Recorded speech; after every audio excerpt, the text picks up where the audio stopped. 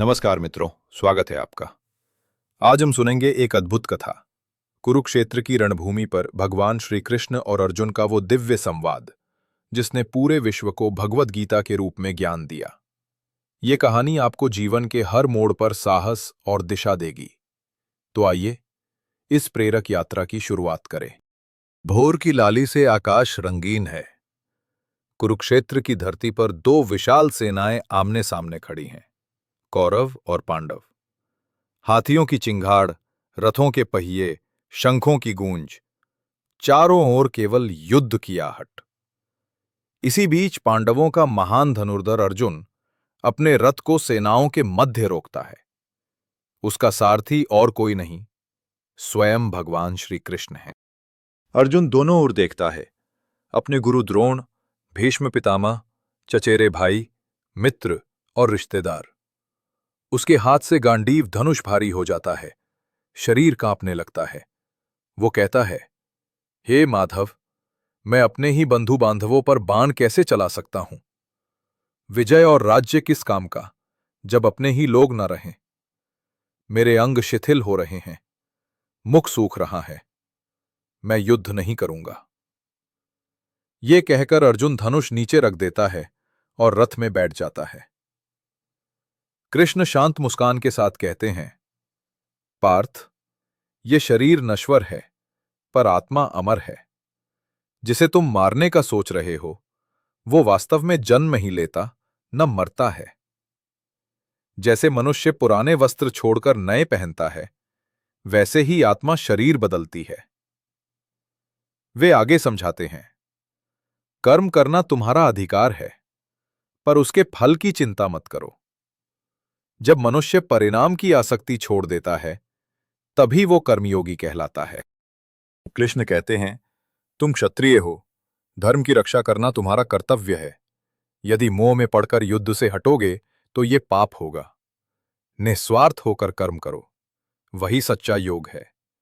काम करते हुए भी फल की लालसा से मुक्त रहना। दर्शकों को जोड़ने के लिए, दोस्तों, ये संदेश केवल अर्जुन के लिए नहीं, हमारे लिए भी है। हम जब बिना लालच अपना काम करते हैं, तभी जीवन में शांति मिलती है। कृष्ण आगे कहते हैं, आत्मा न जन्म लेती है, न मरती है। सुख दुख, लाभ हानि, जय पराजय में जो समान भाव रखता है, वही ज्ञानी है। इंद्रियों को संयमित करना, मन को जीतना ही असली विजय है। कृष्ण का स्वर और मधुर हो जाता है। जो भी कर्म करो, जो भी भोजन करो, जो भी दान दो, सब मुझे अर्पण करो। भक्ति केवल मंदिर की पूजा नहीं, बल्कि हर कर्म में ईश्वर को याद करना है। जब मनुष्य अपने अहंकार को छोड़ देता है, तब वह सच्चा भक्त बनता है। आप भी सोचिए, क्या हम अपने रोजमर्रा के कामों में ईश्वर को याद करते हैं? अर्जुन निवेदन करता है, हे प्रभु, मैं आपका विराट स्वरूप देखना चाहता हूं। कृष्ण मुस्कुराते हैं और दिव्य नेत्र देते हैं। अर्जुन देखता है, अनंत आकाश में हजारों सूर्य का प्रकाश, असंख्य मुख और नेत्र, संपूर्ण ब्रह्मांड उसी एक रूप में समाया हुआ। देवता, ऋषि, असुर सभी उसी विराट में स्थित हैं।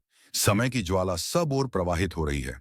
अर्जुन कांप उठता है और हाथ जोड़कर कहता है, आप ही आदि हैं, आप ही अंत, आपको मेरा प्रणाम। कृष्ण दिव्य रूप समेटते हैं और कहते हैं, अर्जुन, सभी मोह और संदेह को छोड़कर मेरी शरण आओ। मैं तुम्हें हर पाप से मुक्त कर दूंगा। अपने स्वधर्म का पालन ही सर्वोच्च कर्तव्य है। उठो और युद्ध करो। अर्जुन की आंखों में नया तेज आता है। वह कहता है, हे केशव, मेरी भ्रांति मिट गई है। मैं युद्ध के लिए तैयार हूं। ले युवान। महाराज, जहां योगेश्वर कृष्ण और धनुर्धर अर्जुन हैं, वहां विजय और धर्म अवश्य है। मित्रों, यह संवाद केवल युद्ध की कहानी नहीं, बल्कि जीवन का मार्गदर्शन है।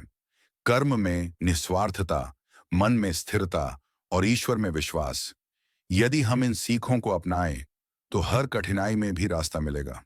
आपको यह कथा कैसी लगी? कृपया कमेंट में बताइए और चैनल को सब्सक्राइब करें, ताकि ऐसी प्रेरक कहानियां आप तक पहुंचती रहें। धन्यवाद।